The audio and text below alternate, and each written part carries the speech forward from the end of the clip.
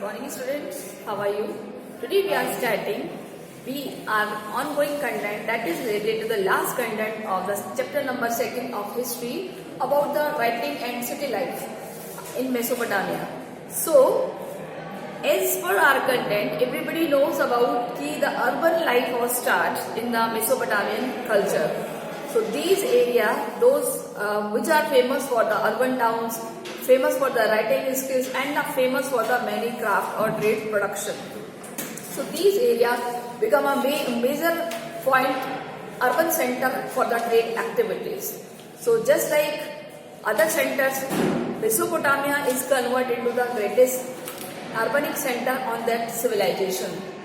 In this content we will see about the trading towns or pastoral zones. Trading towns, which towns has famous for the trading activities, and what about the condition of pastoralist life. Pastoralist life in the sense कि जो लोग अपने animals को graze कराते थे, कौन से areas में जाते थे और रॉयल लाइफ किस तरीके से वो एंगेज करते थे. So let us start without wasting any time. That is the trading town in the pastoral zone. Our today's content is the trading towns in a pastoral zone. In a pastoral zone. यानी pastoral zone जो चारागाह होता है, pastoral zone इन मतलब जो चारागाह होता है, वहाँ किस तरीके से ट्रेडिंग टाउन्स डेवलप हो गए. यानी वो जगह जो पहले किसमें थी, खाली जगह थी, पेस्टोलिस्ट थे, मतलब लोग एनिमल्स ग्रेज करते थे, अब वो जगह किसमें कन्वर्ट हो गई, ट्रेडिंग टाउन्स में. तो सबसे पहले अगर हम बात करते हैं, देखिए एक शहर का नाम दिया है जिसका नाम है मारी. क्या नाम दिया है, मारी. एक क्या बन गया था ये, रॉयल सेंटर. ठीक है, क्या था ये, एक royal capital flourish after 2000. Royal capital कब हुई है ये, 2000 BCE. तो यहाँ पर आपसे क्वेश्चन पुटअप किया जा सकता है कि रॉयल कैपिटल कौन सा एरिया था, दैट इज मारी. और देखिए ये कहाँ पर था, ये थे, it was located upstream as the Euphrates. यानी कि ये किसके नियर बाय है, कौन से रिवर के, यूफ्रेट्स रिवर के. हम कह सकते हैं near by Euphrates river.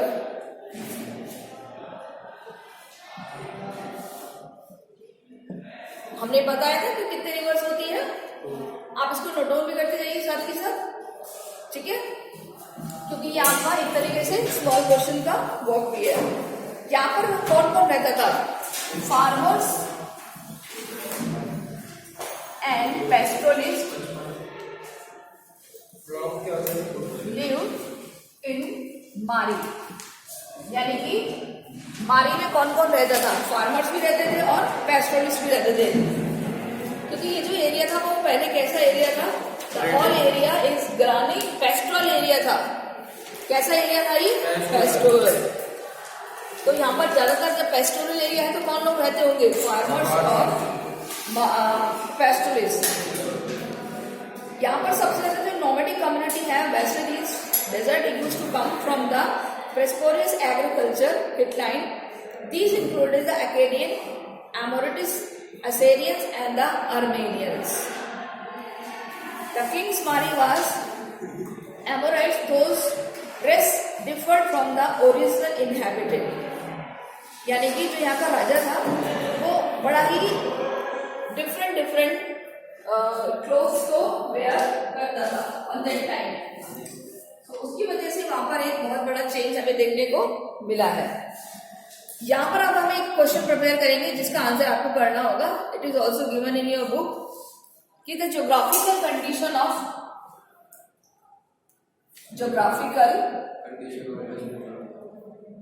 Condition of मारी.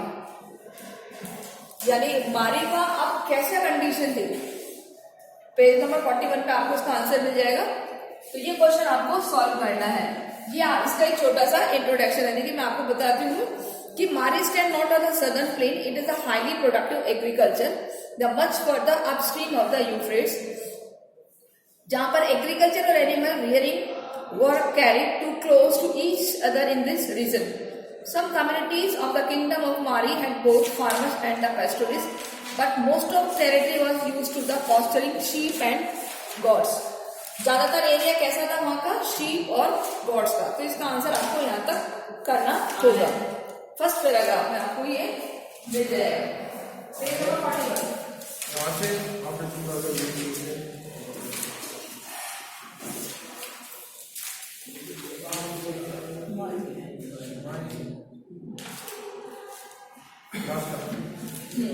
Clear? And question is the geographical condition of मारी, यानी कि वहां का जो एग्रीकल्चर बैकग्राउंड था वो कैसा था।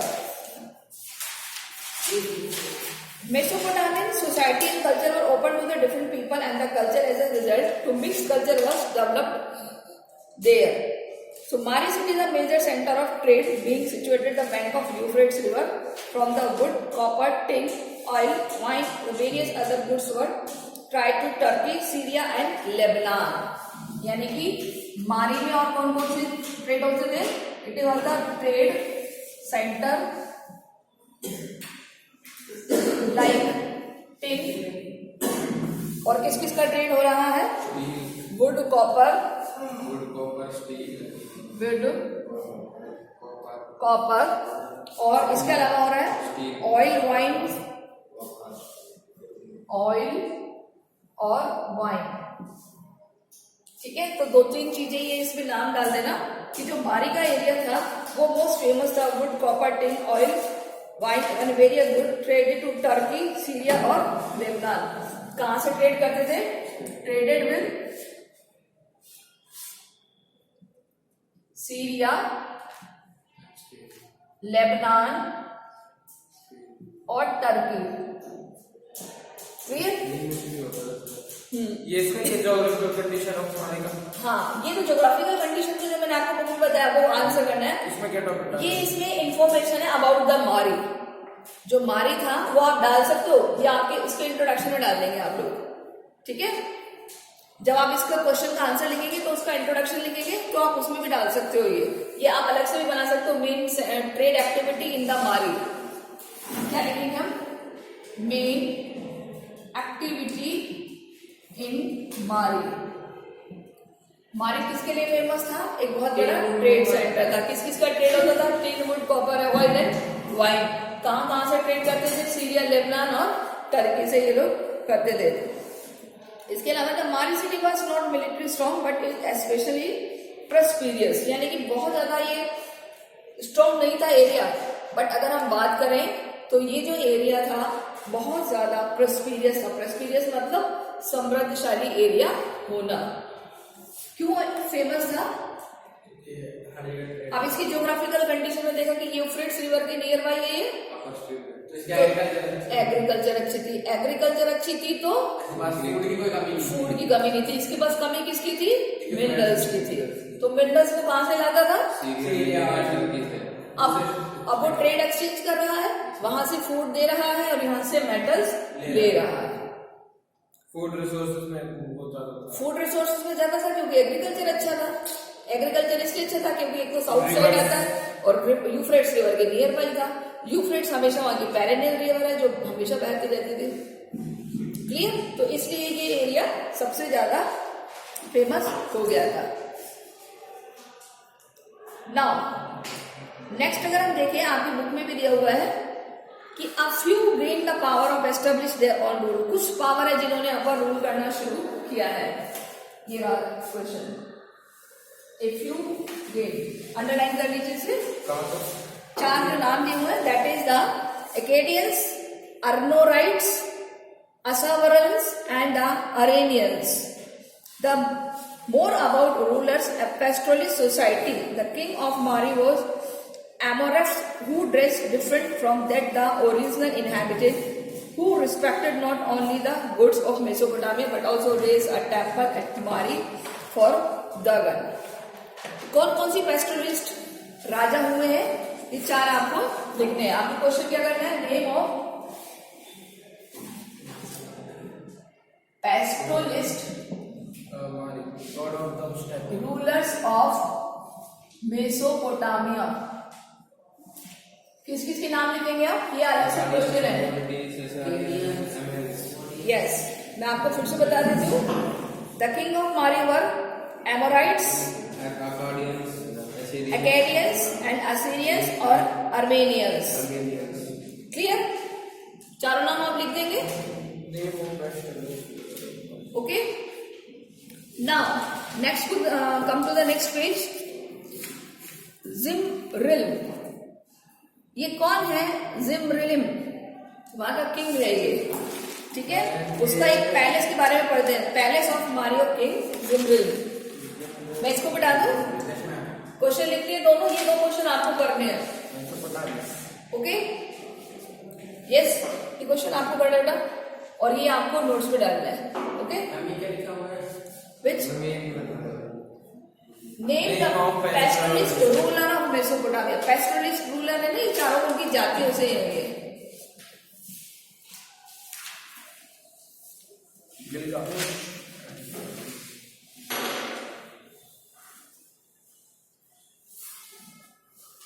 यस, द पैलेस ऑफ मारी। पैलेस मतलब महल, और इसके किसका नाम है? मारी ऑफ किंग। क्या नाम है किंग का? जिमरिल्म। ZIM RILLIM।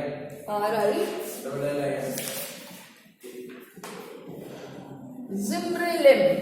जिमरिल्म कहाँ का राजा था? मारी का राजा था, ठीक है। साइन में देखो, आपके बुक में दिया हुआ पेज नंबर 43, रेड वाला। Yes, the great palace of Mari was residence the royal family, the hub of administration and a palace of production, specially in precious ornament. Due to these reasons it was famous at the time. अब यहाँ पर हमसे question क्या पूछा जाएगा? Very simple, कि ये जो पैलेस है ये कहाँ पर है? मारी में है। इसका किंग कौन है? जिमरिल्म।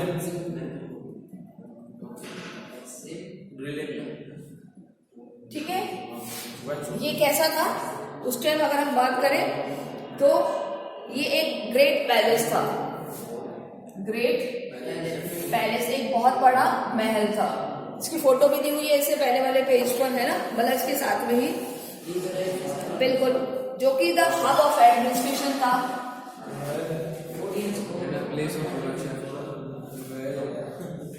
हब ऑफ एडमिनिस्ट्रेशन था, place of production, place of production किस किस का होता था? प्रीशियस ऑर्नामेंट्स, यानी कि जो कीमती धातुएं होती थी, कीमती होते थे, वो सारे यहाँ पर होते थे। अब आपको पता चल गया जिमरिल्म के बारे में। Now, important city in the Mesopotamian culture. अब इसके बारे में हम देखते हैं। हटा दो इसको, कर लिया नोट डाउन? टिक कर लिया? बुक में ये सारा कुछ दिया हुआ है, आपको ये नोट डाउन करना है। क्वेश्चन क्या आएगा? Right about the palace of मारी। अबाउट द पैलेस ऑफ मारी। क्वेश्चन,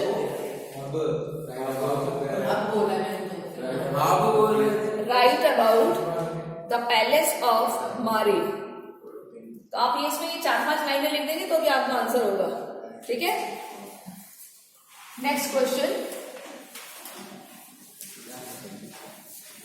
नेक्स्ट अगर हम बात करें तो सिटी ऑफ मेसोपोटामियन कल्चर, यानी कि importance of cities in the Mesopotamian culture. Write the importance, question लिखिए। Write the importance of Mesopotamian culture. Mesopotamian culture की क्या इंपॉर्टेंस है? देखिए, Mesopotamian value city life in the which people of different communities and different culture live together. तो हम इसमें लिखेंगे इन Mesopotamia, मैं शॉर्ट में लिख रही हूँ, डिफरेंट। हाँ, आंसर लिख रही हूँ इसका। नहीं, अपने आप लिख सकते, मैं आपको बता रही हूँ। वैसे इसमें दिया हुआ Mesopotamian valued city life which people of many communities and culture lived side by side after cities were destroyed in war. They recalled them to the poetry. ठीक है? हाँ, बिल्कुल. Starting in 2 lines. हाँ. The most poignant reminder as to the pride Mesopotamian took the cities come to the end of Gilgamesh epic, which were written to the 12 tablet. Gilgamesh एक वो था literature epic. ये मतलब जो आपने first 2 line बताई एक पॉइंट है, फर्स्ट पॉइंट ये फर्स्ट पॉइंट है. और सेकंड पॉइंट ये आप कर लेना क्वेश्चन. नहीं ये आपको भी बता रही हूँ. पहला पॉइंट है ये. सेकंड पॉइंट आप लिखो, बुक के साइड में लिख लो. Mesopotamians were extremely proud their cities.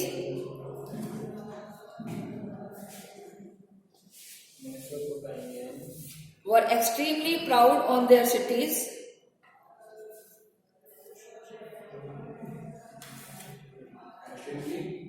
Proud on their cities.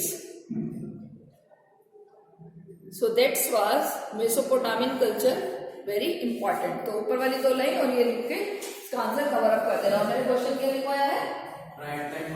Importance of Mesopotamian culture. So that was Mesopotamian culture was very important. Clear? अब देखिए ये जो क्वेश्चन है, गिलगामेश एक एपिक लिटरेचर लिखा हुआ जो मिला है, कितनी टैबलेट्स पर? 12 टैबलेट्स. अब लिखेंगे right about Gilgamesh. Right about Gilgamesh. Second question आएगा हमारा राइट अबाउट गिलगामेश. क्या है गिलगामेश? कौन बताएगा? एपिक है. यस, देखिए that is the Mesopotamian epic which were written on. उसका राजा के नाम पर ही लिखा गया है ये. ठीक है. और इसको कितने उस पर लिखा गया है? कितने टैबलेट्स पे लिखा गया? 12 टैबलेट्स पर. Gilgamesh is said to there ruled the city of Uruk some time after the Enmerkar, a great hero who subdued people far and wide. Enmerkar कौन था? Enmerkar king of the Uruka king. Yes, ये question आपको करवा रखा है ना, एनमार्कर वाला. Gilgamesh वाला लिख लो बस अब आप. ठीक है. हाँ ये रहा ना गिलगामेश. गिलगामेश क्या है? Is said to have ruled the city of Uruk sometime. 12 tablets पे लिखा गया ना. ये सारा मैं आपको पढ़ के बताती हूँ. देखो बुक में से गिलगामेश वाला answer. The Mesopotamian took their cities come to the end of Gilgamesh epic. तो Gilgamesh is a epic which were written on 12 tablets. कितने tablets पर लिखा गया है ये? 12. Gilgamesh is said to have ruled the city of Uruk sometime after Enmarkar. यहाँ तक. हाँ. इसके बाद इसका मतलब a great hero who subdued people far and wide. एनमार्कर के बारे में. ठीक है. एनमार्कर के बारे में बोल रहे हैं.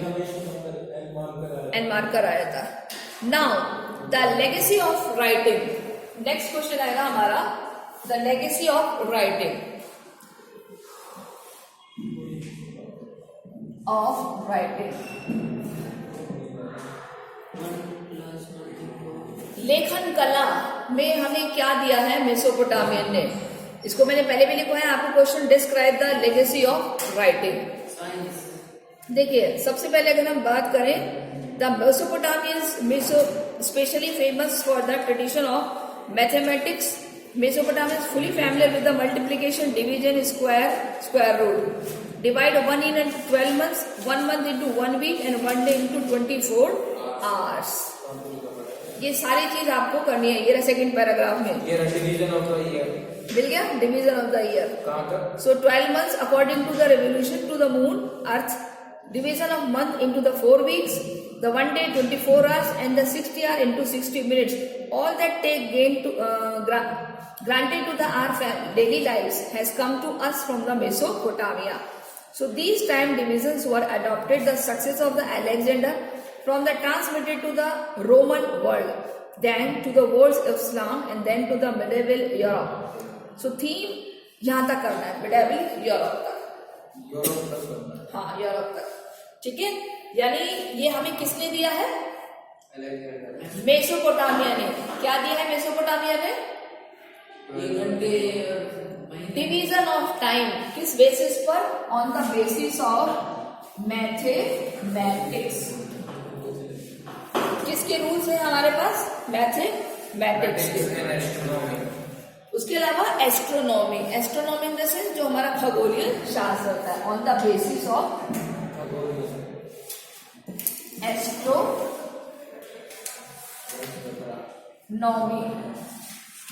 ठीक है, अब देखिए उन्होंने एस्ट्रोनॉमी को मैथ के साथ किस तरीके से जोड़ा है. किस तरीके से जोड़ा है कि एक दिन में कितने घंटे, एक घंटे में कितने मिनट्स, डे और नाइट्स कैसे होते हैं, ये सारी चीजें उन्होंने कैलकुलेट करके दुनिया को दी है. क्लियर? इसीलिए हमारी सबसे बड़ी लेगेसी कौन सी सिविलाइजेशन मानी जाती है?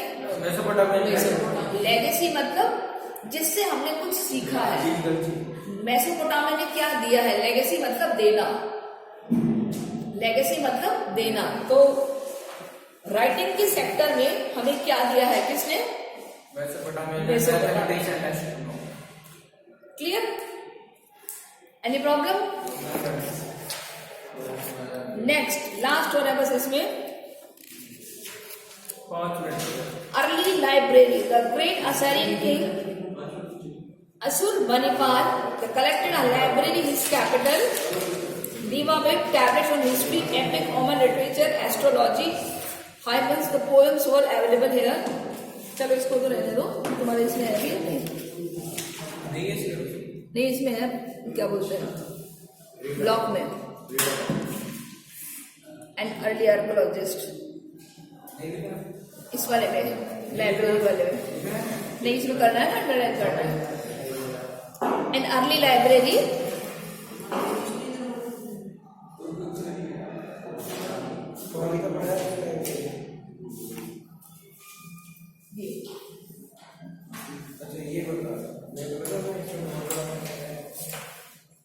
yes. देखिए इसमें ये वाली लाइन अंडरलाइन कर लो. The Assyrian king who immigrated the knowledge of southern region Babylonia as a center of high culture, and the last of them Assurbanipal collected library on at his capital. 9th in the month. He made great efforts to gather tablets on history, epics, Oman literature, astrology, hymns, and the poem. He sent to scribe south to find old tablets, because he scribed the south were trained to the real and the right to the school. So what they are copied to tablet of dozens. So there were towns in Babylonia was huge collection of the tablets were created and acquired fame, and although Sumerian ceased to the spoken after 1800 CE, it continued to be schools. यानी कि किस तरीके से famous हुआ था. तो starting की जो 4 लाइनें हैं वो आपको करनी है इसके बारे में. इसका क्वेश्चन आएगा हाउ अर्ली लाइब्रेरी वॉज. कहाँ से लिखना है? लास्ट पूरा. How did the early library was discovered? नहीं, यहाँ तक करना है. Hymns and poems. बस इतना सा. हाँ, स्टार्टिंग से the great Assyrian king. The great Assyrian king. The great Assyrian king who had been immigrant acknowledged the southern region Babylonia, the center of high culture, and the last of. How did the early library was discovered? The early library was discovered. How did the early library was discovered? और last में लिख देना More important, there were the cataloging the big basket. The tablet would have clay label that read the number of tablets about accessories written by Assurbanipal's library had a total sum 1000 texts amounting 3000 tablets grouped according 30,000 tablets grouped according to the subjects. ये सारी tablets हमें वहां से found हुई है. Clear. Last में आता है an early archaeologist. Clear. So an early archaeologist के बारे में हमें बात करना है.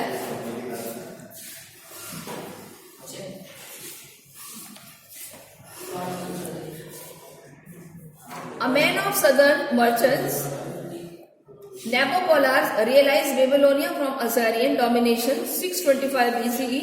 His successor increased the territory of organized building project Babylon. From the time after the Achaemenid island conquered Babylon in 539. चलिए इसका मैं आपको शॉर्ट करके लिखवा दूंगी. ठीक है. ये वाला इसका मैं आपको मंडे को लिखवा दूंगी क्योंकि थोड़ा समझाना होगा इसमें. चलिए.